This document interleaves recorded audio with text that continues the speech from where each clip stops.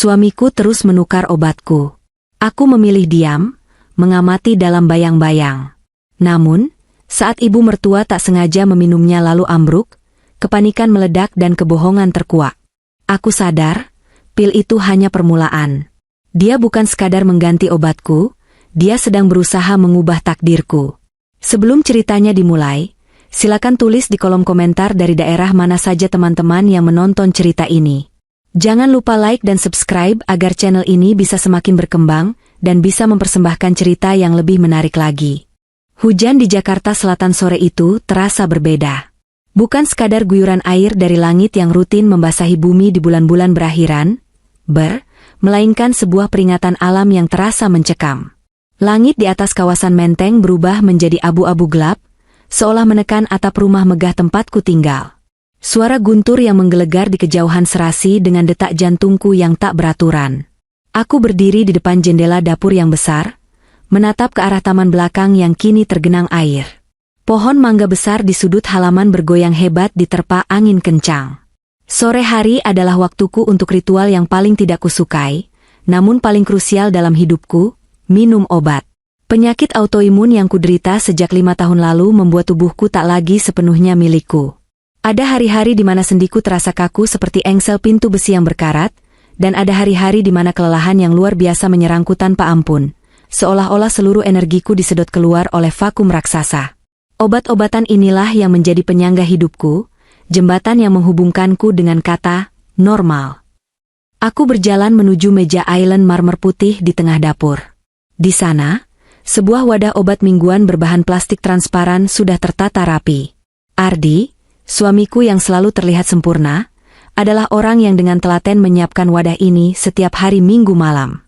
Biar kamu nggak repot, sayang, begitu katanya selalu, disertai kecupan di kening yang membuatku merasa menjadi wanita paling beruntung di dunia, karena memiliki suami yang begitu perhatian di tengah kesibukan bisnisnya yang padat. Hari ini adalah hari Selasa. Aku membuka kotak kecil bertuliskan, Selasa, sore. Ada 3 butir pil di dalamnya. 2 kapsul berwarna biru untuk suplemen tiroid, dan 1 tablet kecil berwarna putih pucat, obat utamaku untuk menekan respons imun yang berlebihan. Tanpa banyak berpikir, karena ini adalah rutinitas yang sudah kulakukan ribuan kali, aku mengambil tablet putih kecil itu terlebih dahulu dan meletakkannya di lidahku. Detik itu juga, duniaku seakan berhenti berputar. Biasanya, tablet itu memiliki lapisan licin yang membuatnya mudah ditelan dengan sedikit air, dan rasanya nyaris netral, hanya sedikit rasa kapur jika terlalu lama di mulut. Tapi kali ini, sensasi yang kuterima sungguh asing. Tablet itu terasa kasar, berpasir, dan begitu menyentuh permukaan lidahku yang basah, ia langsung lumer dengan cepat. Rasa pahit yang tajam dan menusuk, seperti rasa logam berkarat bercampur bahan kimia yang asing, langsung menyebar memenuhi rongga mulutku. Insting pertamaku adalah memuntahkannya. Ini salah. Ini bukan obatku. Tubuhku, yang selama ini sudah sangat akrab dengan obat aslinya, mengirimkan sinyal penolakan yang keras. Pikiranku berpacu. Apakah apotek salah memberikan obat? Apakah pabriknya mengubah formula?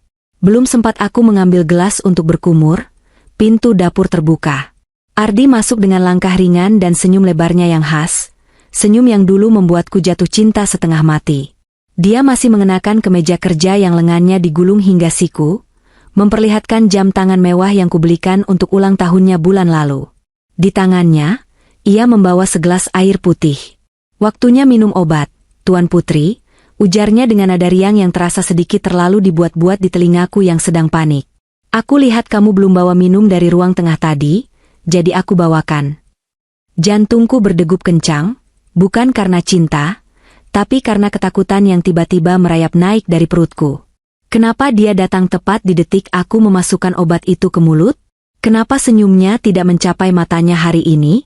Matanya terlihat waspada, mengamati setiap gerak-gerikku. Ah, iya, makasih, Mas, jawabku.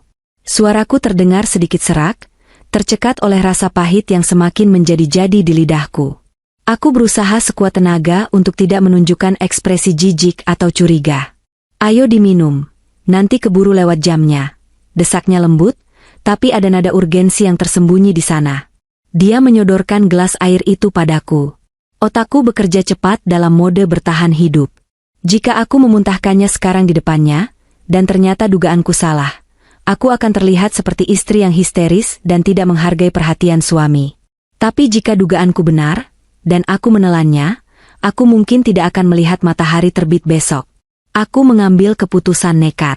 Aku mengambil gelas air darinya dengan tangan kiri, sementara tangan kananku pura-pura menutup mulut seolah sedang menelan. Padahal, dengan gerakan lidah yang cepat, aku menggeser bubuk tablet yang mulai hancur itu ke bawah lidahku, menekannya kuat-kuat di dasar mulut agar tidak tertelan. Rasa pahitnya semakin menyiksa, membuat air mataku nyaris keluar. Agak susah nelennya hari ini, keluhku sambil meminum air dalam tegukan besar, berhati-hati agar air itu tidak melarutkan bubuk di bawah lidahku dan membawanya masuk ke tenggorokan. Aku hanya membasahi kerongkonganku. Ardi menatapku intens. "Kenapa? Sakit tenggorokan?" tanyanya, kali ini tanpa senyum. "Enggak, cuma agak kering aja." "Udah kok, udah masuk," kataku, memberikan senyum tipis yang kuyakin terlihat meyakinkan. Dia tampak sedikit rileks. Bahunya turun sedikit. "Baguslah. Kamu harus sehat terus, Lin. Aku nggak bisa bayangin kalau kamu kenapa-napa." Kata-katanya terdengar manis, tapi entah kenapa, bulu kuduku meremang mendengarnya. "Aku ke toilet sebentar ya, Mas." "Kebelet," kataku, meletakkan gelas yang masih setengah penuh di meja. Aku butuh keluar dari dapur itu, menjauh dari tatapannya. "Oke, jangan lama-lama. Bei Inah lagi siapin makan malam kesukaan kamu," sahutnya. Aku berjalan keluar dapur dengan langkah yang diusahakan setenang mungkin. Begitu sampai di kamar mandi tamu di dekat ruang keluarga, aku langsung mengunci pintu dan berlari ke wastafel. Aku membuka mulutku dan meludah sekuat tenaga. Bubuk putih bercampur air liur keluar. Aku menyalakan keran air dingin, berkumur berkali-kali, menggosok lidahku dengan jari untuk menghilangkan sisa-sisa rasa pahit yang mengerikan itu. Aku menatap pantulan wajahku di cermin. Pucat. Mataku terbelalak ketakutan. Apa yang sebenarnya terjadi? Apakah suamiku sendiri, pria yang berjanji sehidup semati denganku di altar 5 tahun lalu, pria yang diangkat derajatnya oleh keluargaku dari orang biasa menjadi pengusaha terpandang, sedang mencoba mencelakaiku? Aku teringat bagaimana Ardi selalu bersikeras dialah yang harus menyiapkan obatku. Aku teringat bagaimana akhir-akhir ini dia sering bertanya tentang detail polis asuransi jiwaku yang nilainya fantastis itu. Aku teringat tatapan matanya yang dingin saat dia mengira aku tidak sedang melihatnya. Dengan tangan gemetar, aku mengambil tisu dan mengelap sisa bubuk di wastafel, lalu membungkus gumpalan tisu basah yang berisi sisa obat itu. Aku tidak membuangnya ke toilet. Aku memasukkannya ke dalam saku celana bahanku. Aku butuh bukti. Kecurigaan ini bukan sekadar paranoia akibat penyakitku. Ada sesuatu yang busuk di rumah mewah ini, lebih busuk dari bau tanah basah di luar sana. Dan aku harus mencari tahu kebenarannya, sebelum semuanya terlambat. Keesokan harinya, aku bangun dengan perasaan yang jauh lebih berat dari biasanya. Bukan karena penyakitku, melainkan karena beban rahasia yang kusimpan di saku celanaku semalam. Gumpalan tisu berisi bubuk mencurigakan itu kini tersimpan aman di dalam tas tanganku yang paling dalam, terbungkus rapat dalam plastik klip kecil. Ardi sudah berangkat ke kantor pagi-pagi sekali. Dia meninggalkan catatan kecil di nakas. "Morning, sayang. Aku ada meeting pagi di SCBD. Jangan lupa sarapan dan minum obat ya. Love you." Tulisan tangannya yang rapi dan kata-kata manis itu kini terasa seperti ejekan. Dulu aku akan tersenyum membacanya, sekarang aku hanya merasakan mual. Aku menunggu hingga Bei Inah, asisten rumah tangga senior yang sudah mengabdi pada keluargaku sejak aku masih remaja, pergi ke pasar. Bei Inah adalah orang yang setia, tapi aku belum bisa mempercayai siapapun saat ini. Setelah memastikan rumah kosong, aku menelepon taksi online. Aku tidak berani menggunakan sopir pribadi kami, Pak Ujang, karena dia terlalu setia pada Ardi. Tujuanku adalah sebuah laboratorium swasta di daerah Cikini. Pemiliknya, Dr. Sarah, adalah teman kuliahku dulu, seorang wanita cerdas dan berintegritas tinggi yang bisa kupercaya untuk tutup mulut. Sepanjang perjalanan, aku meremas tas tanganku dengan gelisah. Hujan masih mengguyur Jakarta, membuat jalanan macet dan suasana hatiku semakin kelabu. Aku menatap keluar jendela mobil, melihat gedung-gedung tinggi yang basah dan orang-orang yang berlarian menghindari hujan, merasa terasing dari dunia di sekelilingku. Sesampainya di laboratorium, aku langsung menemui Sarah di ruangannya. Wajahnya menunjukkan keterkejutan saat melihat kedatanganku yang mendadak dan penampilanku yang mungkin terlihat kacau. "Alina? Ya ampun, kamu kenapa?" "Pucat sekali," tanyanya cemas, langsung menarik kursi untukku. Aku tidak punya waktu untuk basa-basi. Dengan tangan gemetar, aku mengeluarkan plastik klip berisi bubuk putih itu dan meletakkannya di mejanya. "Sarah, aku butuh bantuanmu. Tolong periksa ini. Aku perlu tahu apa kandungan sebenarnya dari benda ini. Dan tolong, ini sangat rahasia. Jangan masukkan nama pasien di laporannya." Sarah menatapku bingung, lalu menatap bungkusan itu. Dia seorang profesional. Dia tidak banyak bertanya meski aku tahu dia sangat penasaran. "Oke, Lin. Aku akan minta analis senior untuk segera mengerjakannya. Kamu tunggu di sini ya. Butuh waktu sekitar 2 jam untuk analisis lengkap." 2 jam itu terasa seperti 2 tahun. Aku duduk di ruang tunggu VIP yang dingin, menatap kosong ke layar televisi yang menayangkan berita banjir di beberapa titik di Jakarta. Pikiranku melayang ke masa lalu, ke saat aku pertama kali bertemu Ardi di sebuah pameran seni. Dia tampan, karismatik, dan memiliki ambisi yang menyala-nyala di matanya. Dia berbeda dari pria-pria kaya yang biasa dijodohkan denganku. Ardi terlihat lapar akan kesuksesan. Keluargaku awalnya ragu karena latar belakangnya yang tidak jelas, tapi aku bersikeras. Aku dibutakan oleh cinta, atau mungkin oleh kepandaiannya memanipulasi perasaanku. Akhirnya, Sarah kembali. Wajahnya kali ini tidak hanya cemas, tapi juga terlihat ngeri. Dia menutup pintu ruangannya rapat-rapat sebelum duduk di hadapanku, dan menyodorkan selembar kertas hasil lab. "Lin, kamu dapat ini dari mana?" bisiknya, suaranya bergetar. Aku mengambil kertas itu dan membaca hasilnya. Istilah-istilah kimia yang rumit berjejer di sana, tapi Sarah telah melingkari kesimpulannya dengan pulpen merah. Mataku terpaku pada kata-kata itu, brodifacoum, antikoagulan rodentisida. Dunia serasa runtuh menimpaku. "Rodentisida?" tanyaku dengan suara yang nyaris tak terdengar. "Itu racun tikus, kan?" Sarah mengangguk pelan, matanya berkaca-kaca. "Iya, Lin. Ini jenis racun tikus yang sangat kuat. Bekerja dengan cara mengencerkan darah, menyebabkan pendarahan internal yang lambat laun akan berakibat fatal. Dosis dalam sampel ini cukup rendah, tidak akan membunuh seketika, tapi jika dikonsumsi rutin setiap hari." Dia tidak menyelesaikan kalimatnya. Dia tidak perlu melakukannya. Aku merasa mual, kali ini sungguhan. Ardi, suamiku, telah meracuniku secara perlahan. Dia mencetak ulang racun tikus menjadi bentuk yang persis sama dengan obatku. Dedikasi dan kekejaman macam apa yang dibutuhkan untuk melakukan hal sedetail itu? "Lin, kita harus lapor polisi," kata Sarah tegas, meraih tanganku. "Jangan," sergahku cepat, menarik tanganku. Pikiranku kembali bekerja cepat meski hatiku hancur lebur. "Jangan sekarang, Sar. Aku belum punya cukup bukti kalau Ardi yang melakukannya. Dia bisa saja mengelak, bilang apotek yang salah, atau ada orang lain yang menaruhnya. Aku butuh bukti kalau dia yang merencanakannya. Selain itu, ada satu hal lagi yang menahanku, perjanjian pranikah kami. Ayahku, seorang pengusaha properti yang cerdik, bersikeras membuat perjanjian itu. Jika kami bercerai, Ardi tidak akan mendapatkan sepeser pun dari harta bawaanku. Tapi ada satu klausul kecil yang kini terasa seperti jerat di leherku. Jika salah satu dari kami meninggal karena sebab alami atau sakit, pasangan yang ditinggalkan akan mewarisi sebagian besar aset dan pengelolaan bisnis keluarga. Kematian karena sakit adalah jalan emas bagi Ardi untuk menguasai segalanya.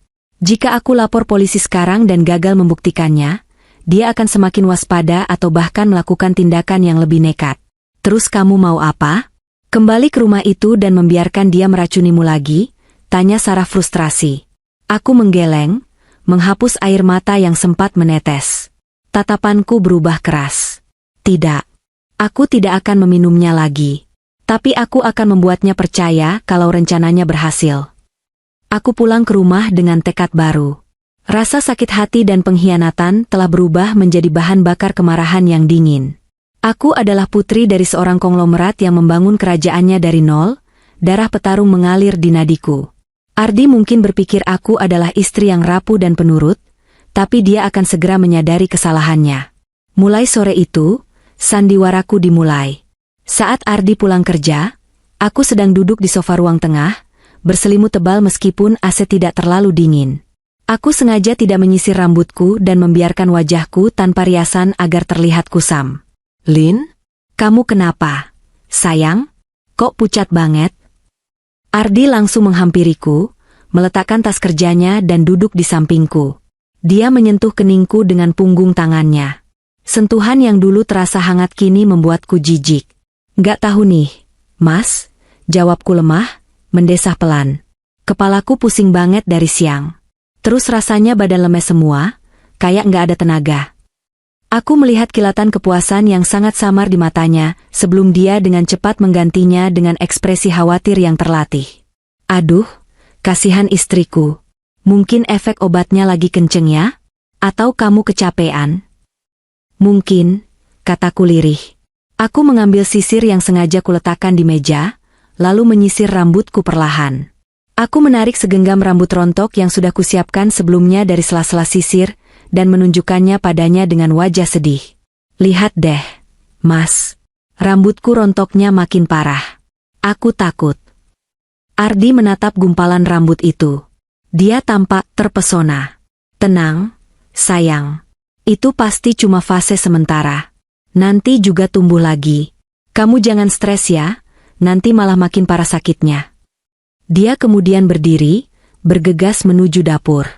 "Tunggu sebentar ya. Aku buatkan teh herbal spesial.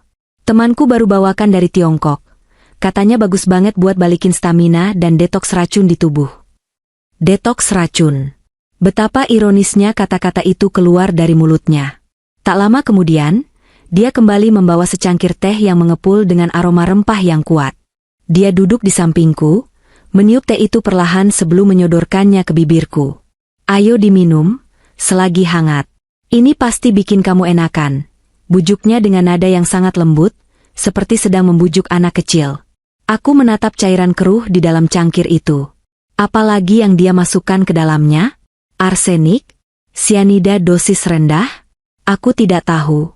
Yang ku tahu, aku harus meminumnya, atau setidaknya, membuatnya terlihat seperti aku meminumnya. Aku menerima cangkir itu dengan tangan yang sengaja ku buat gemetar.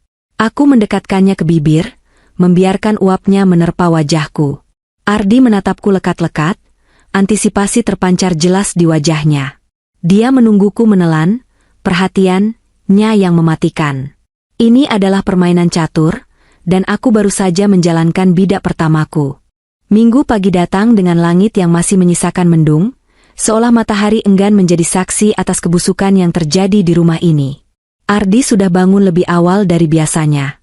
Dia mengenakan pakaian golf bermerek dari ujung kepala sampai ujung kaki, wewangian mahal menguar dari tubuhnya, menutupi bau niat jahat yang kini bisa kucium dengan jelas. "Sayang, aku berangkat ke Sentul dulu ya. Ada janji main sama Pak Handoko dan beberapa investor potensial," pamitnya sambil merapikan kerah kaos polonya di depan cermin besar kamar kami. Dia menatap pantulanku yang masih bergelung di tempat tidur dengan selimut tebal. "Kamu istirahat saja di rumah. Jangan lupa minum obat siang nanti. Aku sudah siapkan di meja makan." Aku mengangguk lemah, memasang wajah lelah yang sudah kulatih semalaman di depan cermin kamar mandi. "Iya, Mas. Hati-hati ya. Jangan pulang terlalu malam." "Pasti. Kalau kamu butuh apa-apa, telepon Bei Ina saja," ujarnya, lalu mendekat untuk mengecup keningku sekilas. Bibirnya terasa dingin. Begitu dia berbalik dan melangkah keluar kamar, aku menahan napas, mendengarkan langkah kakinya menuruni tangga, suara pintu depan tertutup, hingga deru mesin mobil sportnya menjauh meninggalkan pekarangan rumah. Begitu suara mobilnya hilang ditelan jarak, aku langsung menyingkap selimut. Rasa lemas yang kubuat-buat lenyap seketika, digantikan oleh adrenalin yang membanjiri pembuluh darahku. Ini adalah kesempatanku. Ardi jarang sekali meninggalkan rumah di hari Minggu seharian penuh. Golf di Sentul berarti aku punya waktu setidaknya 5-6 jam sebelum dia kembali. Aku bergegas turun ke lantai bawah, memastikan Bei Inah sedang sibuk mencuci pakaian di area belakang. Bei, aku mau istirahat di kamar saja seharian, kepalaku pusing banget. Jangan diganggu ya, kecuali darurat, teriakku sedikit dari arah tangga. Baik, Non. Nanti Bibi siapkan bubur buat makan siang, sahut Bei Inah dari kejauhan. Aman. Langkahku langsung tertuju pada satu ruangan yang selama ini menjadi wilayah kekuasaan mutlak Ardi, ruang kerjanya. Ruangan itu terletak di sudut lantai 1, dengan pintu kayu jati tebal yang selalu terkunci rapat jika dia tidak ada di dalam. Ardi selalu beralasan banyak dokumen rahasia perusahaan di sana. Dulu, sebagai istri yang menghargai privasi suami, aku tidak pernah mempermasalahkannya. Tapi hari ini, pintu itu adalah gerbang menuju kebenaran. Aku tahu di mana dia menyimpan kunci cadangan. Ardi adalah orang yang teliti tapi memiliki kebiasaan yang mudah ditebak. Dia selalu menyembunyikan kunci cadangan ruangan itu di dalam pot tanaman hias besar yang ada di koridor menuju ruang tamu, tertimbun sedikit di bawah kerikil hiasan. Tanganku meraba-raba permukaan kerikil putih itu dengan jantung berdegup kencang. Bagaimana jika dia memindahkannya? Bagaimana jika dia membawanya? Jariku menyentuh sesuatu yang dingin dan keras logam. Dapat. Dengan tangan gemetar, aku memasukkan kunci ke lubang pintu dan memutarnya. Klik. Pintu terbuka. Aroma tembakau mahal dan pembersih lantai menyambutku. Ruang kerja Ardi tampak rapi, terlalu rapi bahkan. Rak-rak buku berderet memenuhi dinding, diisi oleh buku-buku manajemen dan biografi orang sukses yang aku ragu pernah dia baca. Di tengah ruangan, sebuah meja kerja mahoni besar berdiri kokoh, simbol status yang sangat dia banggakan. Aku masuk dan menutup pintu perlahan di belakangku, tapi tidak menguncinya, berjaga-jaga jika aku harus kabur mendadak. Aku mulai menggeledah laci mejanya. Terkunci. Aku menggunakan penjepit kertas yang kutemukan di atas meja untuk mencoba membukanya, trik konyol yang kulihat di film, tapi gagal total. Aku mendengus frustrasi. Mataku menyapu sekeliling ruangan, mencari tempat persembunyian lain. Ardi bukan tipe orang yang menaruh rahasia di tempat yang mudah dijangkau. Pandanganku tertumbuk pada lukisan abstrak besar di dinding sebelah kiri. Lukisan itu sedikit miring. Instingku bergerak. Aku menurunkan lukisan itu dan benar saja, ada sebuah brankas dinding tertanam di sana. Masalah baru, kode kombinasi. Aku berdiri mematung di depan panel angka digital itu. Apa kodenya? Ulang tahunku? Terlalu klise. Ulang tahunnya? Dia terlalu paranoid untuk menggunakan angka yang mudah ditebak orang lain. Tanggal pernikahan kami? Sudah kucoba dalam kepalaku, rasanya tidak mungkin. Ardi mencintai uang lebih dari segalanya. Aku mencoba mengingat angka-angka yang sering dia sebutkan tanpa sadar. Lalu aku teringat sesuatu yang pernah dia katakan saat mabuk kemenangan setelah mendapatkan tender besar dulu. Angka keberuntungan itu bukan tanggal lahir, Lin. Tapi tanggal pertama kali kamu pegang 1 miliar pertamamu. Aku tahu tanggal itu. Dia pernah memamerkan foto cek pertamanya padaku dengan bangga. Foto itu bahkan dia bingkai kecil di meja kerjanya. 18 Agustus 2019. Dengan ragu, aku menekan tombol 180819. Lampu indikator berkedip merah. Salah. Aku menggigit bibir. Coba lagi. Mungkin dibalik? Tidak. Bagaimana kalau tanggal dia mendapatkan aku secara resmi? Bukan pernikahan, tapi tanggal perjanjian pranikah kami ditandatangani. Itu adalah hari di mana dia merasa posisinya aman.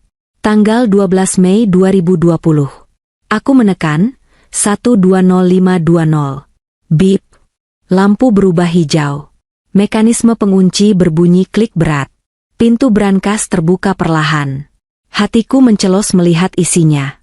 Bukan tumpukan uang tunai yang kutemukan, melainkan tumpukan dokumen yang akan menjelaskan alasan kenapa suamiku ingin aku mati. Tumpukan paling atas adalah sebuah map biru tua. Aku membukanya. Itu adalah polis asuransi jiwa atas namaku yang baru diperbarui 3 bulan lalu. Nilai pertanggungannya membuat kepalaku pusing, 50 miliar rupiah. Dan penerima manfaat tunggalnya adalah Ardiansyah, Suamiku. Dia telah menaikkan premi diam-diam tanpa sepengetahuanku, memalsukan tanda tanganku di beberapa lembar persetujuan. Tanganku gemetar memegang kertas itu. Nyawaku telah diberi label harga, dan harganya cukup untuk membuatnya hidup mewah seumur hidup. Tapi kenapa dia butuh uang sebanyak itu sekarang? Bukankah gajinya dari perusahaan keluargaku sudah lebih dari cukup? Jawabannya ada di tumpukan dokumen di bawahnya. Sebuah buku catatan hitam kecil, dan beberapa lembar surat tagihan yang sepertinya dia sembunyikan mati-matian dari tukang pos. Aku membuka buku hitam itu. Isinya adalah catatan manual dengan tulisan tangan Ardi yang berantakan karena panik. Juli, kalah 500 juta, situs slot Zeus. Agustus, pinjam rentenir Koh Ayung 2 miliar, bunga 10%. September, loss crypto 3 miliar. Oktober, tagihan jatuh tempo. Harus bayar atau aset disita. Mataku membelalak membaca deretan angka itu. Miliaran rupiah. Suamiku, pria yang selalu tampil necis dan berlagak seperti investor ulung, ternyata adalah pecandu judi online dan spekulan bodoh yang terjerat utang raksasa. Total utangnya yang tercatat di sini mencapai belasan miliar rupiah. Dia bangkrut. Dia benar-benar bangkrut secara pribadi.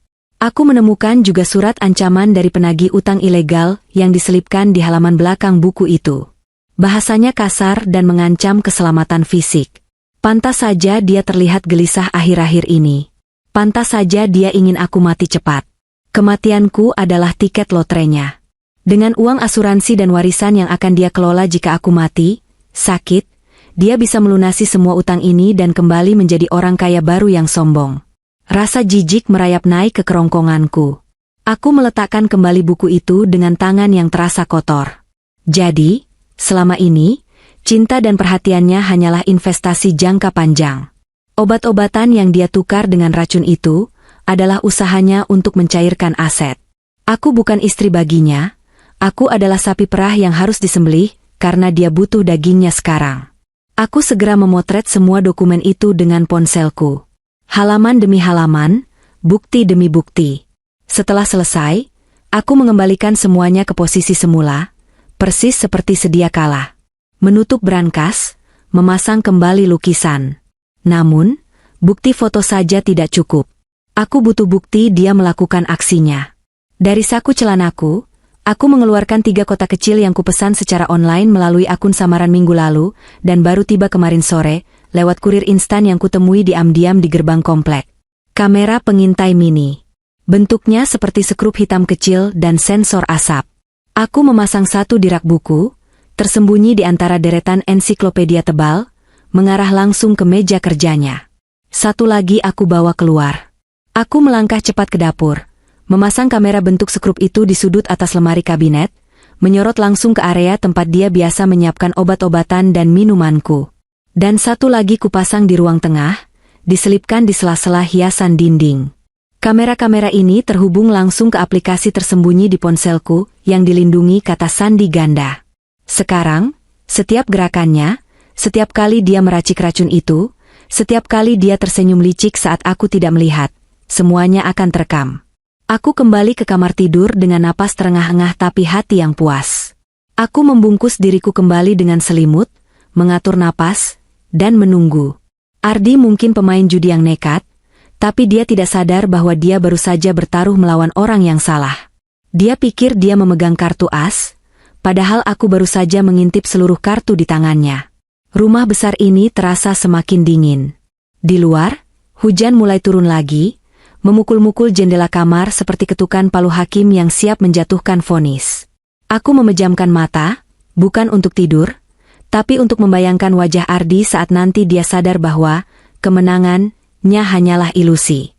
Sore menjelang malam, suasana rumah yang tadinya hening mencekam berubah menjadi kacau balau. Bukan karena badai di luar, tapi karena badai yang datang menerobos masuk lewat pintu depan.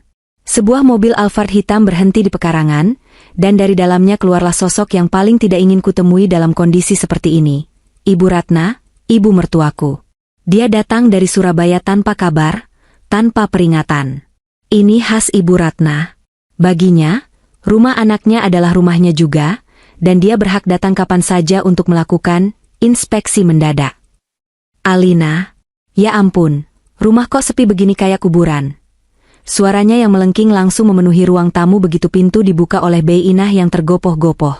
Aku yang sedang duduk di sofa ruang tengah, masih dalam mode sandiwara sakit, terpaksa bangun dengan susah payah. Ibu, kok nggak kabari dulu kalau mau ke Jakarta? Tanyaku sambil menyalami tangannya. Tangannya penuh dengan cincin berlian yang berkilauan, kontras dengan sikapnya yang dingin. Ratna menatapku dari atas ke bawah dengan tatapan menyelidik. Kalau ibu kabari, nanti kalian sibuk beres-beres palsu. Ibu mau lihat kondisi asli anak ibu. Dia mendengus pelan melihat wajahku yang pucat, berkat sedikit bedak yang kutebalkan. Kamu ini sakit terus, Alina. Kapan mau kasih ibu cucu kalau badanmu ringkih begini? Istri itu harusnya melayani suami, bukan malah jadi beban yang harus diurusi. Kata-kata itu tajam, menusuk tepat di ulu hati. Dulu aku akan menangis mendengarnya, merasa bersalah karena tubuhku yang lemah. Tapi sekarang, dengan pengetahuan tentang kebusukan anaknya, kata-kata Ratna hanya terdengar seperti gonggongan anjing kecil yang tidak tahu apa-apa. Maaf, Bu. Kondisi autoimun Alina memang lagi kambuh. Jawabku sabar. Tepat saat itu, Ardi masuk dari pintu samping yang menghubungkan garasi dengan ruang tengah. Dia baru saja pulang dari golf. Wajahnya yang tadinya cerah sehabis menang judi kecil-kecilan, atau mungkin kalah, aku tak peduli, langsung berubah tegang saat melihat ibunya berdiri di tengah ruangan dengan koper-koper besar. Ibu? Loh, kok ada di sini? Ardi bertanya, nada suaranya sedikit panik. Dia mencium tangan ibunya dengan takzim. Ardi adalah anak mama sejati, atau lebih tepatnya, dia takut pada ibunya yang dominan. Surprise! Seru Ratna, tapi wajahnya tidak tersenyum. Ibu bosan di Surabaya. Lagian ibu punya firasat gak enak soal kamu, Ardi. Makanya ibu datang. Makan malam pun berlangsung dalam suasana yang sangat tidak nyaman. Hujan deras di luar seolah mengurung kami dalam ketegangan ini. Meja makan penuh dengan hidangan yang disiapkan Bei Inah secara kilat, tapi selera makanku sudah hilang sejak tadi. Ardi duduk di ujung meja, terlihat gelisah. Dia terus-menerus melirik ke arahku dan ibunya bergantian. Aku tahu apa yang dia khawatirkan. Jadwal minum obatku. Di atas meja makan, tepat di dekat tempat air minum, tergeletak kotak obat mingguanku. Ardi sendiri yang meletakkannya di sana sebelum kami makan, dengan dalih agar aku tidak lupa minum obat setelah makan malam. Di slot, minggu, malam, sudah ada 3 butir pil. Salah satunya adalah pil racun itu. Aku sudah melihatnya menukarnya lewat kamera di ponselku 10 menit yang lalu saat aku di kamar mandi. Dia menghancurkan pil asliku dan menggantinya dengan pil racikan maut itu. Rencanaku malam ini sederhana. Aku akan pura-pura tidak sengaja menyenggol kotak obat itu hingga jatuh, membiarkan isinya berserakan dan hilang, sehingga aku punya alasan untuk tidak minum obat malam ini. Tapi takdir punya skenario lain yang lebih kejam. Di tengah makan malam, Ibu Ratna tiba-tiba meletakkan sendoknya dengan kasar. Dia memijat pelipisnya sambil meringis kesakitan. Aduh, kepalaku. Keluhnya. Wajahnya yang penuh riasan tebal tampak menahan sakit. Ini gara-gara macet Jakarta yang gila itu. Migrainku kambuh parah. Ibu mau diambilkan obat di tas ibu? Tanya Ardi cemas, setengah bangkit dari kursinya. Gak usah, obat ibu habis, lupa beli, ketus Ratna. Matanya kemudian tertuju pada kotak obatku yang ada di tengah meja. Alina, itu obat pusingmu yang biasa, kan? Yang putih itu. Dia menunjuk ke arah slot obat malamku. Jantungku berhenti berdetak. Pil putih itu. Pil yang bentuknya memang mirip dengan obat pereda nyeri dosis tinggi yang kadang ku minum. Tapi itu bukan pereda nyeri. Itu racun tikus yang dipadatkan. Bu, itu obat keras. Aku mencoba menyela, tapi suaraku tertahan. Ada bagian kecil dalam diriku yang berbisik jahat. Biarkan saja. Dia yang melahirkan monster ini. Tapi sisi kemanusiaanku berontak. Cerewet kamu. Paling juga paracetamol dosis tinggi atau ibuprofen. Ibu udah biasa minum obat kamu kalau lagi main kesini dulu, potong Ratna dengan tidak sabar. Tanpa menunggu persetujuan, tangan Ratna yang penuh perhiasan itu menyambar kotak obat. Gerakannya begitu cepat karena didorong rasa sakit yang mendesak. Dia membuka slot, Minggu, malam. Ardi yang sedang berada di dekat kulkas mengambil air dingin, berbalik badan. Matanya membelalak lebar saat melihat ibunya memegang butiran putih itu. Wajahnya pucat pasi, lebih putih dari tembok di belakangnya. "Ibu, jangan!" teriak Ardi. Tapi teriakannya terlambat 1 detik. Ratna, dengan kesombongan khasnya yang merasa berhak atas apa saja di rumah ini, sudah melemparkan butiran pil itu ke dalam mulutnya dan menenggaknya dengan segelas air putih yang ada di hadapannya. Glup! Suara tegukan itu terdengar begitu keras di telingaku, sekeras ledakan bom. Hening. Ratna meletakkan gelasnya kembali. "Kenapa sih kamu teriak-teriak? Ardi? Bikin kaget aja. Ibu cuma minta obat 1 butir. Pelit amat sama orang tua sendiri," omelnya, belum menyadari apa yang baru saja dia telan. Ardi mematung. Tangannya gemetar hebat hingga air dari botol yang dipegangnya tumpah sedikit ke lantai. Dia menatap ibunya dengan tatapan horor yang murni. Dia tidak bisa bilang itu racun. Jika dia bilang, dia mengaku sebagai pembunuh. Tapi jika dia diam, ibunya dalam bahaya besar. Aku duduk diam di kursiku, tanganku mencengkeram serbet di pangkuan. Aku melihat kepanikan di mata Ardi, kepanikan seorang amatir yang rencananya hancur berantakan. Dia terjebak. "Ardi, kamu kenapa melongo begitu? Kayak lihat hantu?" tanya Ratna bingung melihat reaksi anaknya. "Ibu itu obat khusus Alina. Dosisnya beda," gagap Ardi. Keringat dingin mulai bercucuran di dahinya. "Ibu harus muntahkan. Sekarang." "Apaan sih? Udah masuk perut kok." Ratna mengibaskan tangannya, meremehkan. "Palingan ngantuk dikit. Udah, lanjut makan." Ardi menatapku. Matanya memohon, meminta bantuan, meminta solusi. Tapi aku hanya membalas tatapannya dengan wajah datar. Wajah istri sakit yang tidak tahu apa-apa. Di dalam hati, aku berteriak ngeri sekaligus takjub melihat karma bekerja begitu instan. 5 menit berlalu dalam keheningan yang menyiksa. Ardi tidak menyentuh makanannya lagi. Dia terus menatap ibunya. Tiba-tiba, Ratna memegang perutnya.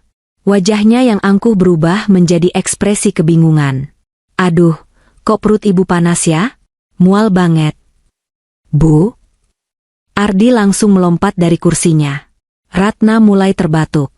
Bukan batuk biasa, tapi batuk yang terdengar basah dan menyakitkan. Dia mencoba berdiri, tapi kakinya goyah. Dia ambruk kembali ke kursi, tangannya menggapai-gapai meja, menjatuhkan piring dan gelas hingga pecah berantakan. "Sakit, Ardi, sakit sekali." Rintihnya. Mulutnya mulai mengeluarkan buih tipis bercampur sedikit darah. Racun itu bekerja lebih cepat pada sistem pencernaannya yang mungkin sedang kosong. Atau mungkin karena dosis yang disiapkan Ardi malam ini memang lebih tinggi untuk menghabisi aku perlahan. "Mama," jerit Ardi, panggilan masa kecilnya keluar. Dia memeluk ibunya yang mulai kejang. Aku berdiri, mundur beberapa langkah, menatap pemandangan mengerikan di depan mata. Kepanikan melanda ruang makan itu. Bayi Inah berlari datang dari dapur, menjerit histeris melihat nyonyanya kejang-kejang. "Telepon ambulans. Cepat!" teriak Ardi padaku, matanya merah, penuh ketakutan dan air mata. Aku mengambil ponselku dengan tenang. Aku akan menelepon ambulans, tentu saja. Aku ingin Ratna selamat, bukan karena aku menyukainya, tapi karena dia adalah saksi kunci. Jika dia selamat dan tahu anaknya sendiri yang meracuninya, aliansi mereka akan hancur lebur. "Halo, UGD? Saya butuh ambulans segera. Ada kasus keracunan," kataku ke operator. Mataku tak lepas menatap Ardi yang sedang berusaha menahan tubuh ibunya yang mengejang hebat. Malam ini, bukan aku yang menjadi korban. Malam ini, senjata makan tuan. Dan aku akan memastikan setiap detiknya terekam dalam ingatanku dan kamera-kamera tersembunyi yang mengawasi dari sudut ruangan. Kekacauan itu pecah bagai bendungan yang jebol. Ruang makan yang biasanya senyap dan dingin, kini dipenuhi oleh suara kepanikan yang memekakan telinga. Ibu Ratna, wanita yang selama ini berdiri tegak dengan dagu terangkat tinggi, kini tergeletak di lantai marmer yang dingin. Tubuhnya mengejang hebat, ritme yang mengerikan dan tak terkendali. Mulutnya terus mengeluarkan busa putih kemerahan, sementara matanya mendelik ke atas, hanya menyisakan bagian putih yang menatap kosong ke langit-langit berhias lampu kristal gantung. "Bu, Ibu, tahan, Bu!" Ardi berteriak histeris. Dia berlutut di samping ibunya, tangannya yang gemetar berusaha menahan kepala Ratna agar tidak terbentur lantai. Wajah Ardi pucat pasi, keringat sebesar biji jagung mengucur deras dari pelipisnya. Aku bisa melihat ketakutan murni di matanya, bukan hanya takut kehilangan ibunya, tapi ketakutan seorang kriminal yang melihat senjata kejahatannya meledak di wajahnya sendiri. Aku berdiri beberapa langkah di belakangnya, ponsel masih menempel di telinga, berbicara dengan operator darurat. "Ya, pasien wanita, usia 50-an, kejang-kejang, mulut berbusa. Indikasi keracunan. Tolong cepat. Alamat di Menteng." Suaraku tenang, terlampau tenang untuk seorang menantu yang mertuanya sedang sekarat. Di dalam hatiku, ada rasa ngeri melihat manusia menderita seperti itu, namun logika dingin terus berbisik, "Ini bukti. Ini adalah bukti tak terbantahkan." Bayi Inah menangis terseduh-seduh di sudut ruangan, sambil memelintir ujung celemeknya. "Nyonya Ah. Gusti Allah. Nyonya Ah." Sirine ambulans terdengar meraung-raung di kejauhan, menembus derasnya hujan Jakarta malam itu. Suara itu semakin dekat, seolah berlomba dengan nyawa Ratna yang sedang ditarik ulur oleh maut. "Alina, jangan cuma berdiri. Ambil handuk basah. Lakukan sesuatu," bentak Ardi padaku. Dia menatapku dengan mata merah menyala, mencari pelampiasan atas rasa bersalahnya sendiri. Aku menurut, berjalan pelan ke dapur mengambil lap bersih dan membasahinya. Saat aku kembali dan berlutut untuk membersihkan busa di mulut Ratna, aku menatap mata mertuaku sekilas. Ada kilatan kesadaran di sana di tengah rasa sakit yang mendera. Dia menatapku, lalu menatap Ardi, tatapan bingung dan ketakutan. Dia mencoba bicara, tapi hanya suara gurgling mengerikan yang keluar. Tim medis menyerbu masuk beberapa menit kemudian. Mereka bekerja dengan efisiensi robotik. Memeriksa pupil, memasang oksigen, mengangkat tubuh Ratna yang lemas ke atas tandu. "Siapa walinya?" "Ikut satu orang di ambulans," teriak salah satu paramedis. Saya anaknya," seru Ardi, langsung melompat mengikuti tandu. Dia berbalik menatapku sebelum pintu rumah tertutup. "Kamu bawa mobil, susul ke RS Pondok Indah. Bawa dompet dan dokumen ibu." Aku mengangguk.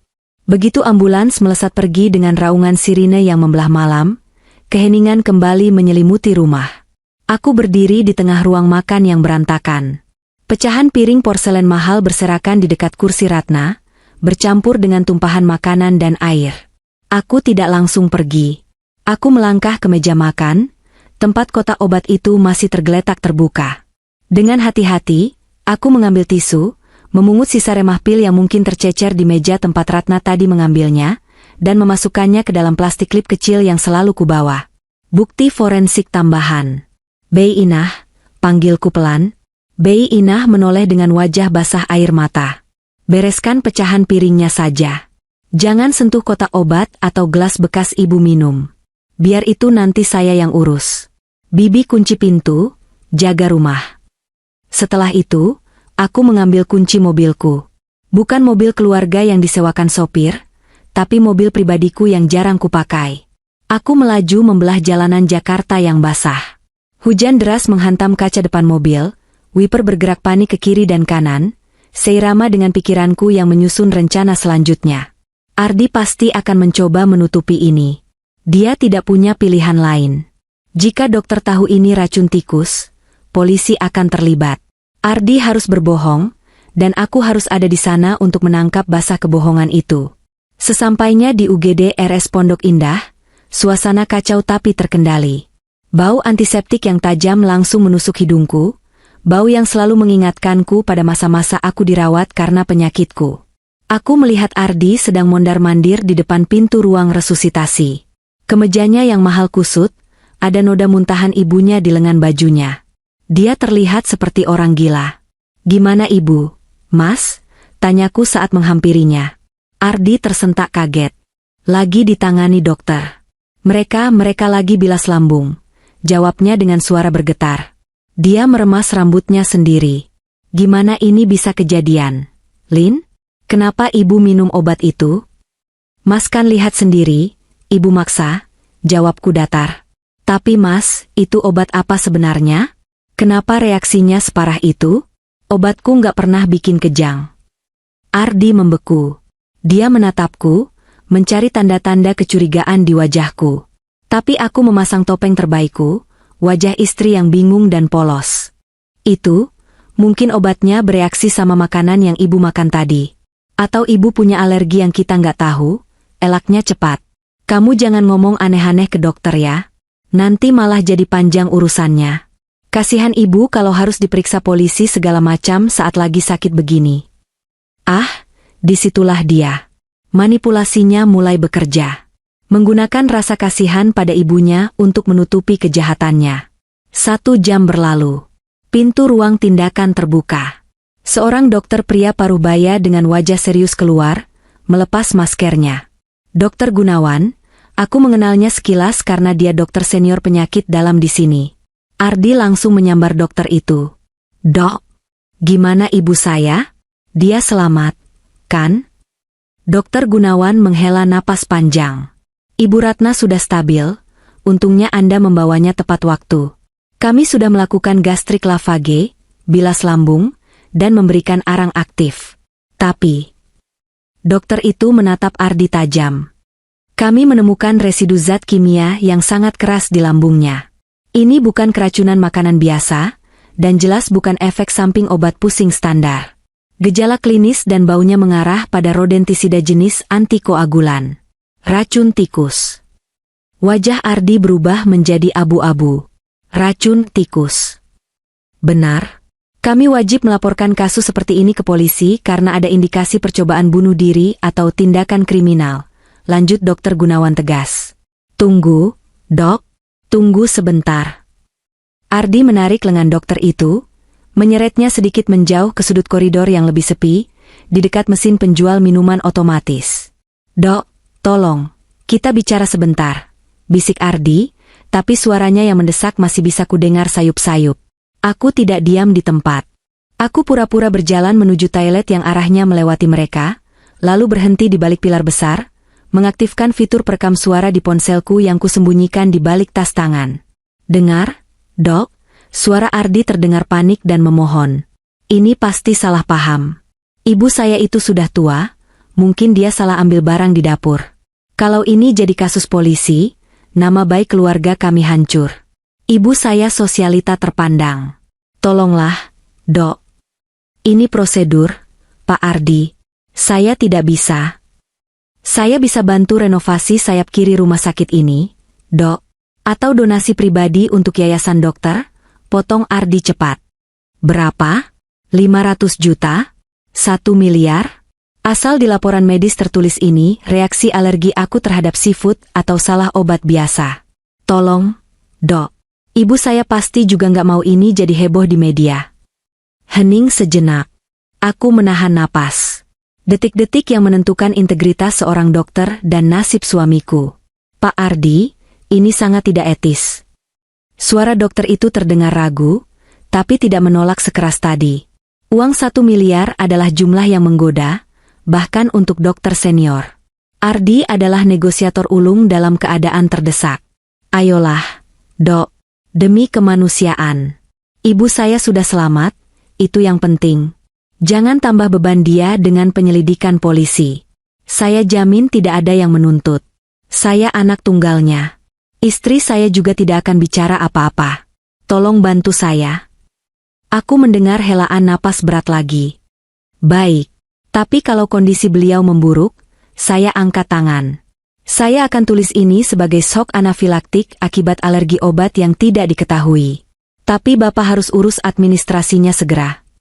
Terima kasih, dok. Terima kasih banyak. Saya tidak akan lupa jasa dokter. Suara Ardi terdengar lega luar biasa, seperti orang yang baru lolos dari tiang gantungan. Aku mematikan rekaman. Jantungku berdebar kencang. Aku punya segalanya sekarang. Bukti lab racun, bukti motif utang judi, dan sekarang rekaman dia menyuap dokter untuk menutupi fakta keracunan itu. Aku kembali ke ruang tunggu dan duduk dengan tenang, pura-pura membaca majalah. Ardi kembali beberapa menit kemudian, wajahnya jauh lebih rileks meskipun masih terlihat lelah. Dokter bilang apa, Mas? Tanyaku. Aman, sayang, jawabnya, duduk di sampingku dan merangkul bahuku. Sentuhannya membuat kulitku merinding jijik. Dokter bilang itu cuma alergi parah. Ibu salah makan obat yang kontraindikasi sama makanan laut tadi. Nggak ada racun-racunan kok. Kamu nggak usah khawatir. Syukurlah, jawabku pelan. Aku takut banget tadi. Iya, untung ibu kuat, kata Ardi, menyandarkan kepalanya ke dinding. Dia memejamkan mata, mungkin membayangkan betapa hebatnya dia bisa mengatasi krisis ini. Dia tidak tahu, dia baru saja menggali lubang kuburnya sendiri semakin dalam. Dan kali ini, aku yang memegang sekopnya. 2 hari berlalu. Ibu Ratna dipindahkan ke kamar VVIP di lantai paling atas. Fasilitasnya lebih mirip hotel bintang 5 daripada rumah sakit, dengan sofa kulit, televisi layar lebar, dan pemandangan kota Jakarta yang basah diguyur hujan. Namun, suasana di dalam kamar itu dingin dan kaku. Ardi sedang tidak ada di tempat. Dia pamit, mengurus administrasi kantor, yang terbengkalai. Padahal aku tahu dari notifikasi mutasi rekening yang berhasil kuretas, berkat kata sandi yang kutemukan di buku hitamnya, dia sedang sibuk mentransfer uang suap ke rekening dokter dan mencoba membayar bunga utang judinya yang jatuh tempo. Dia merasa aman meninggalkan ibunya, karena Ratna masih terlalu lemah untuk banyak bicara. Ini adalah waktuku. Aku masuk ke kamar rawat Ratna dengan langkah pasti. Ratna sedang berbaring, matanya terbuka menatap jendela. Wajahnya masih pucat, selang infus menancap di tangannya, tapi aura ketangguhannya mulai kembali. Dia menoleh saat mendengar pintu terbuka. Kamu, desisnya lemah. Suaranya serak akibat selang yang sempat dimasukkan ke tenggorokannya saat bilas lambung. Mana Ardi? Kenapa dia ninggalin ibunya sendirian? Ardi sedang sibuk. Bu. Sibuk menutupi jejaknya, jawabku tenang, menutup pintu dan menguncinya dari dalam. Ratna mengernyit. Ngomong apa kamu? Jangan melantur. Kepalaku masih sakit. Aku menarik kursi dan duduk tepat di samping ranjangnya. Tidak ada lagi sandiwara menantu yang takut. Aku menatap matanya tajam. Ibu hampir mati bukan karena alergi, Bu. Ibu keracunan racun tikus. Mata Ratna membelalak. Jangan gila kamu. Dokter bilang. Dokter dibayar 1 miliar oleh Ardi untuk bilang itu alergi. Potongku cepat. Aku mengeluarkan ponselku, memutar rekaman percakapan Ardi dan Dokter Gunawan di lorong rumah sakit malam itu. Suara Ardi yang memohon dan menawarkan suap terdengar jernih di ruangan sunyi itu. Wajah Ratna berubah dari bingung menjadi kaget, lalu perlahan memerah menahan amarah yang mulai naik. Tangannya mencengkeram sprei kuat-kuat. Itu suara Ardi. Bisiknya, tak percaya. Belum selesai, Bu, kataku. Aku membuka galeri foto, menunjukkan foto hasil lab dari pil yang kuambil, foto buku hitam catatan utang judi Ardi, dan video dari CCTV tersembunyi yang merekam Ardi sedang menggerus racun tikus di dapur, mencampurnya dengan tepung, dan mencetaknya menjadi pil yang menyerupai obatku. Obat itu buat aku, Bu, jelasku dengan suara dingin. Setiap hari dia menukar obat autoimun saya dengan racun tikus dosis rendah. Tujuannya supaya saya mati perlahan, terlihat seperti sakit alami, agar dia bisa klaim asuransi jiwa saya senilai 50 miliar dan menguasai harta warisan saya. Uang itu buat bayar utang judinya yang sudah belasan miliar. Ratna menatap layar ponselku dengan mulut terbuka. Dia melihat video anaknya sendiri, anak yang dia banggakan, sedang meracik kematian di dapur rumahnya. Dia melihat catatan utang yang membuktikan kebangkrutan anaknya. Air mata menetes dari sudut mata Ratna. Bukan air mata sedih, tapi air mata pengkhianatan yang menyakitkan. Dia anakku. Ratna terisak pelan. Aku yang membesarkan dia. Aku yang mengangkat dia dari panti asuhan saat bayi, memberinya nama, memberinya hidup mewah. Dan dia hampir membunuhku demi uang. Informasi itu mengejutkanku. Anak angkat? Ratna mengangguk lemah, pertahanannya runtuh. Iya, Ardi itu anak angkat. Ayahnya tidak bisa punya anak.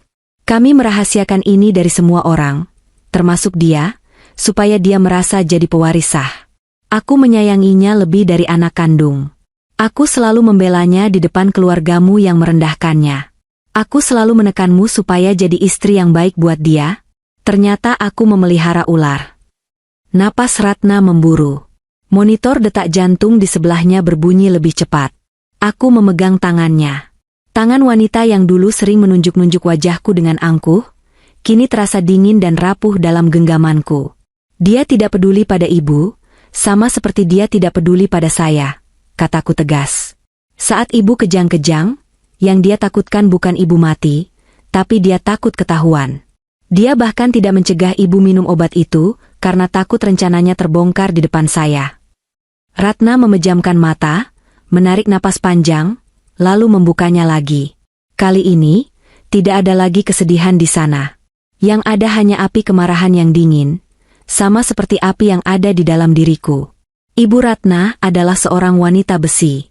Dia tidak menjadi istri konglomerat Surabaya dengan menjadi lemah. Dia tahu bagaimana cara membalas sakit hati.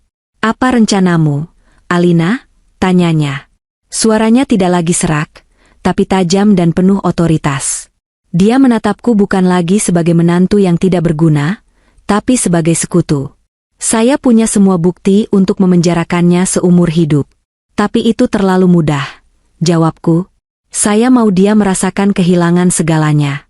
Saya mau dia merasa menang dulu, terbang tinggi, lalu kita hempaskan ke tanah sampai hancur berkeping-keping di depan semua orang yang dia coba kagumkan. Ratna tersenyum tipis, senyum yang mengerikan. Minggu depan. Syukuran kesembuhanku. Ide bagus, sahutku. Kita adakan pesta besar di rumahmu. Lanjut Ratna, otaknya mulai menyusun strategi dengan cepat. Undang semua kolega bisnisnya, investor yang sedang dia rayu, teman-teman sosialitaku, dan keluarga besarmu. Kita buat dia merasa jadi raja sehari. Dia pasti akan pakai momen itu untuk pamer bahwa ibunya sembuh berkat baktinya, dan istrinya yang sakit-sakitan masih dia rawat dengan setia. Dan di puncak acara, saat dia merasa paling aman. Tambahku, kita bongkar semuanya, pungkas Ratna. Dia meremas tanganku erat.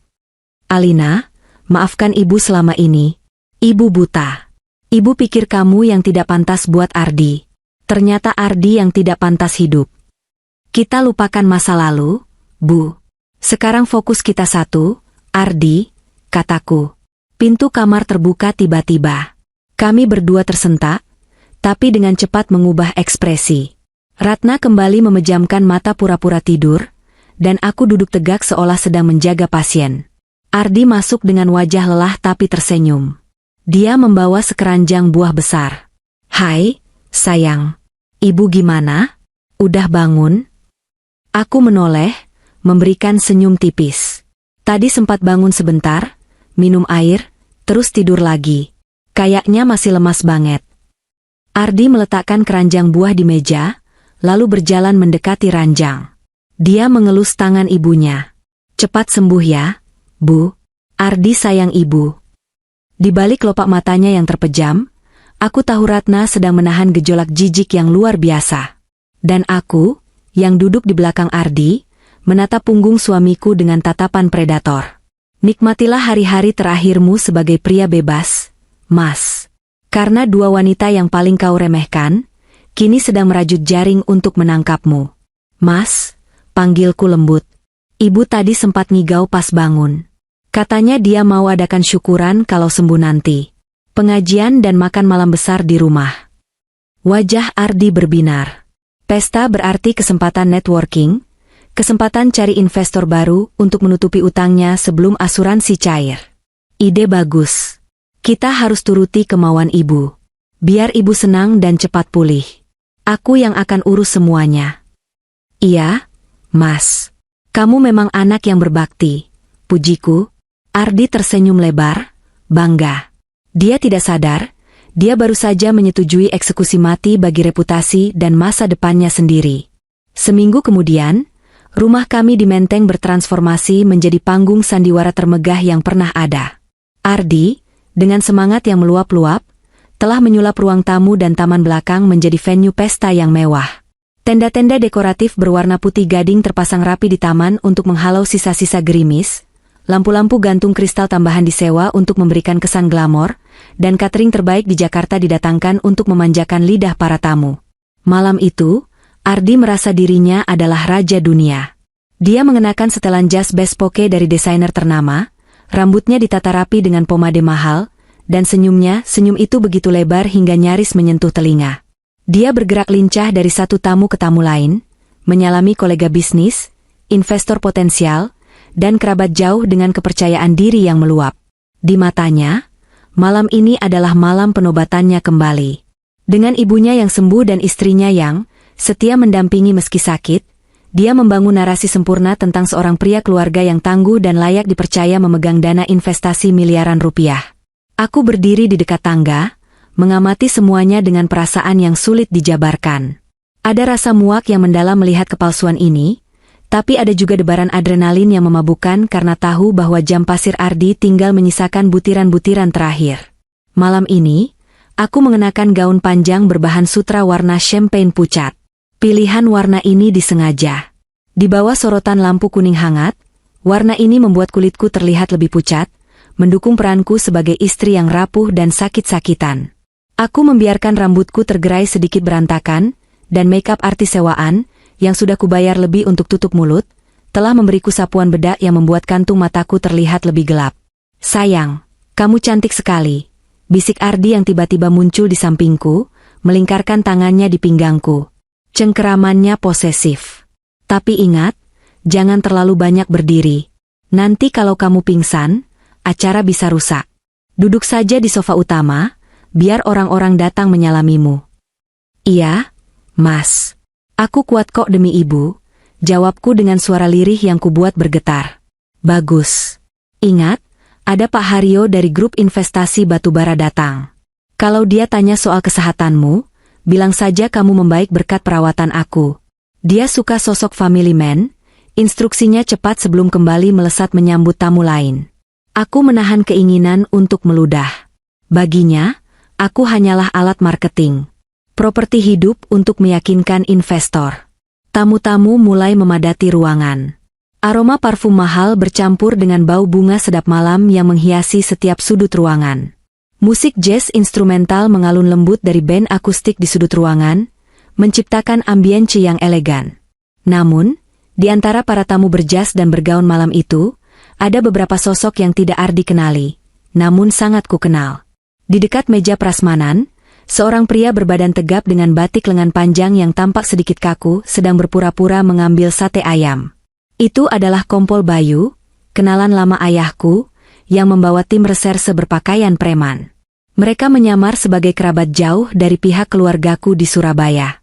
Ardi, yang tidak pernah benar-benar peduli menghafal silsilah keluarga besarku, menelan mentah-mentah saat kukatakan mereka adalah sepupu-sepupu jauh yang kebetulan sedang di Jakarta.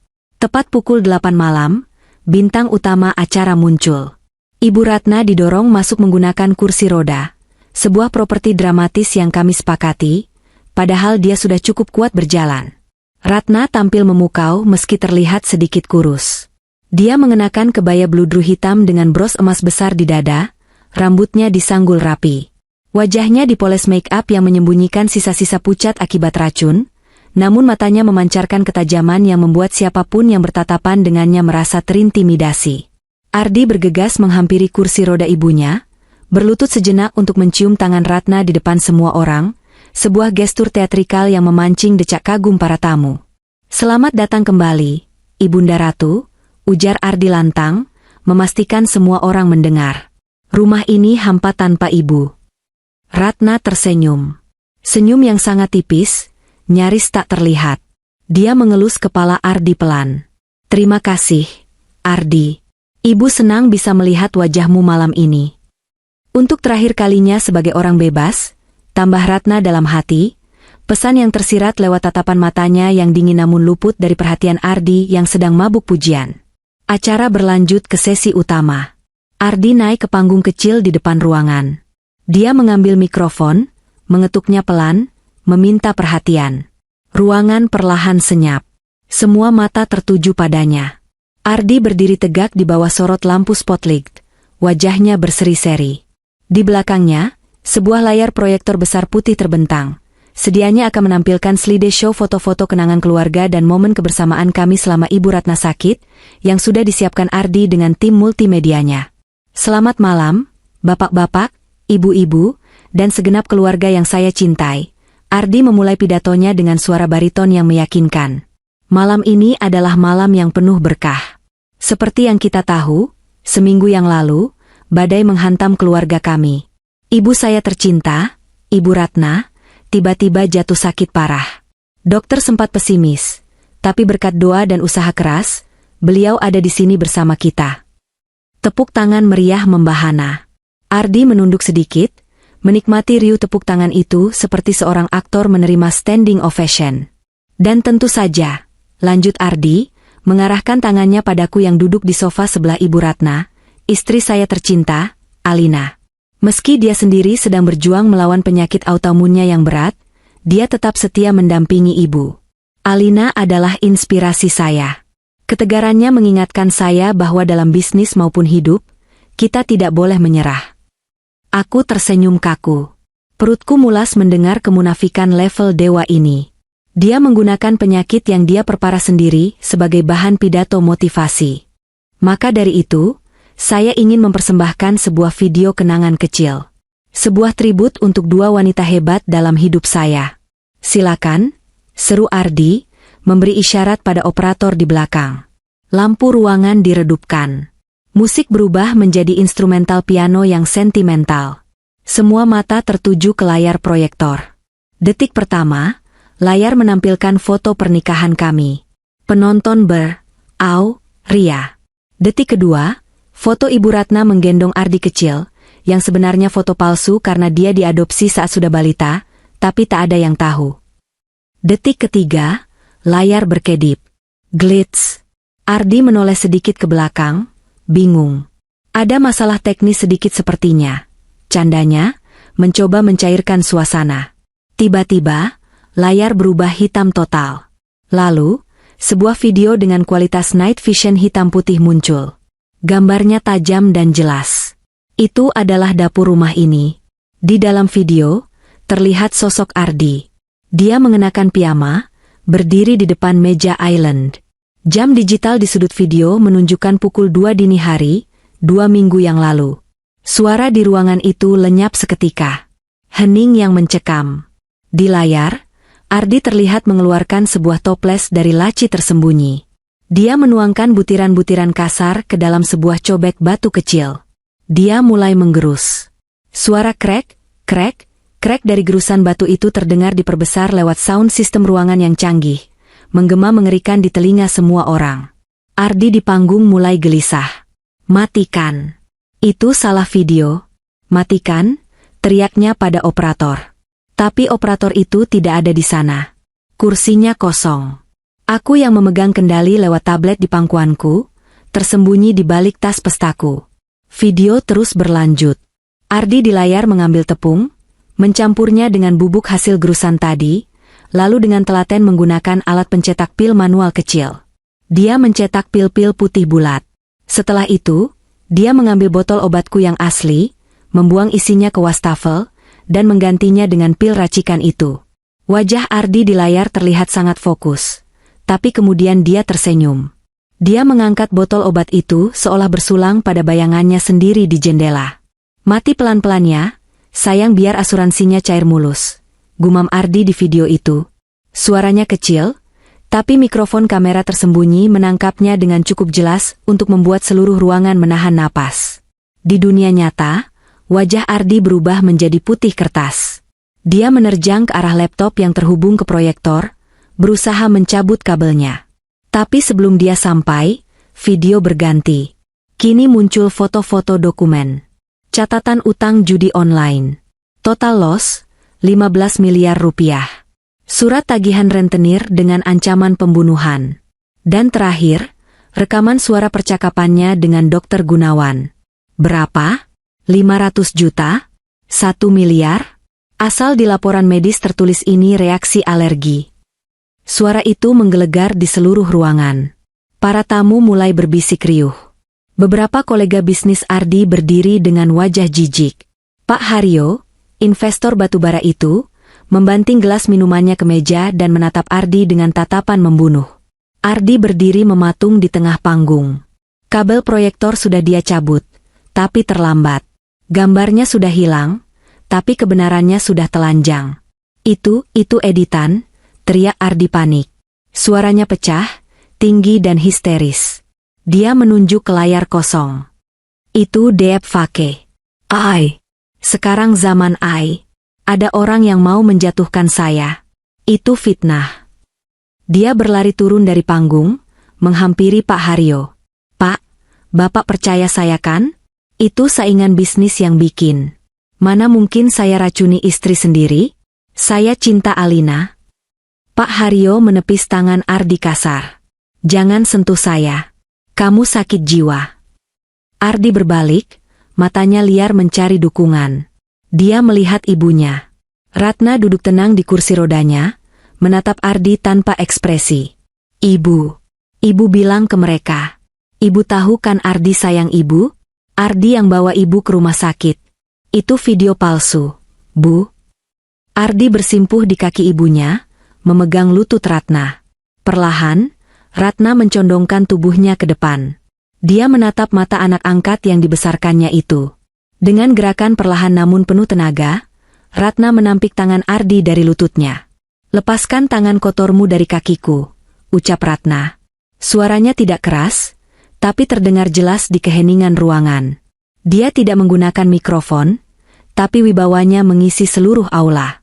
Aku tidak punya anak yang mencoba membunuh ibunya sendiri dengan racun tikus. Bu. Ardi ternganga. Dunianya runtuh. Ibu tahu? Aku tahu semuanya, jawab Ratna dingin.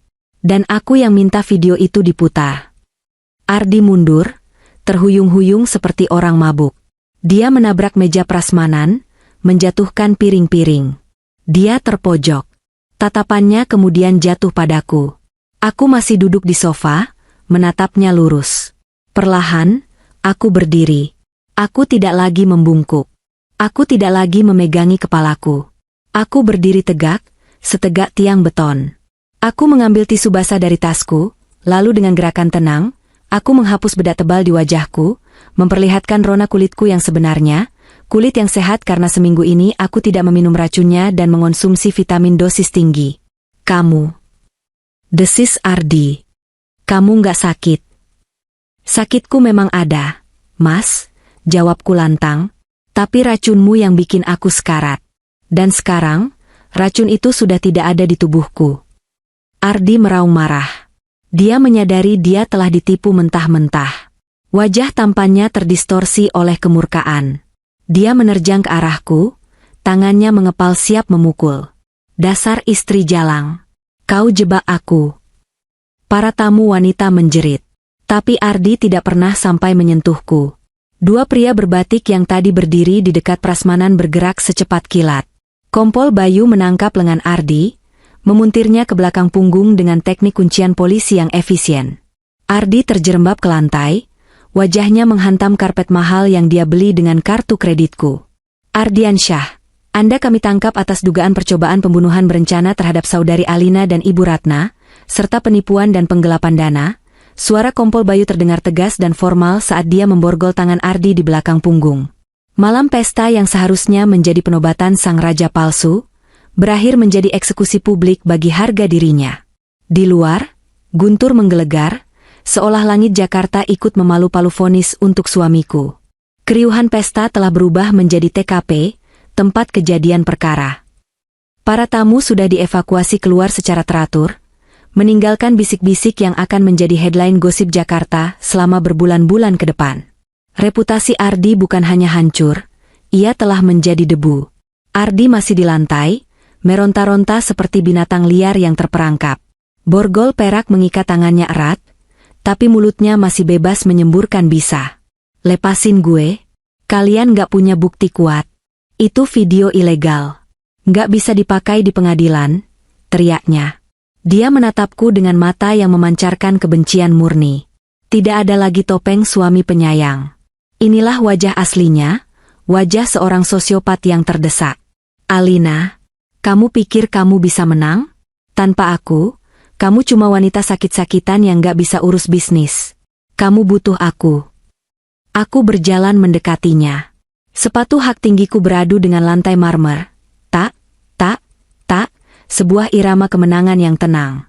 Aku berjongkok di depannya, menatap matanya dari jarak dekat. Mas, panggilku pelan. Kamu salah besar. Aku sakit autoimun, bukan sakit otak. Selama 5 tahun ini, aku membiarkan kamu memimpin karena aku ingin menghargaimu sebagai suami, bukan karena aku tidak mampu. Aku mengeluarkan sebuah botol kecil dari saku gaunku. Botol berisi bubuk racun yang sudah dianalisis lab. Aku menggoyang-goyangkannya di depan wajahnya. Dan soal bukti, aku punya hasil lab resmi, kesaksian dokter yang mau jadi justice kolaborator setelah ditekan polisi, rekaman CCTV, catatan keuanganmu, dan kesaksian korban utama, ibumu sendiri. Kamu akan membusuk di penjara, Mas. Dan saat kamu keluar nanti, kalau kamu masih hidup, kamu tidak akan punya sepeser pun. Perjanjian pranikah kita batal demi hukum karena tindakan kriminalmu terhadap pasangan. Wajah Ardi memucat lagi. Harapan terakhirnya untuk tetap kaya meski di penjara pun sirna. Bawa dia, perintahku pada Kompol Bayu. Baik, Bu Alina, jawab Bayu hormat. Dia dan timnya menyeret Ardi berdiri. Ardi diseret keluar melewati ruang tamu yang porak-poranda. Saat melewati ibunya, Ardi mencoba satu upaya terakhir. Bu, ibu tega sama Ardi? Ardi anak ibu? Ratna tidak menoleh.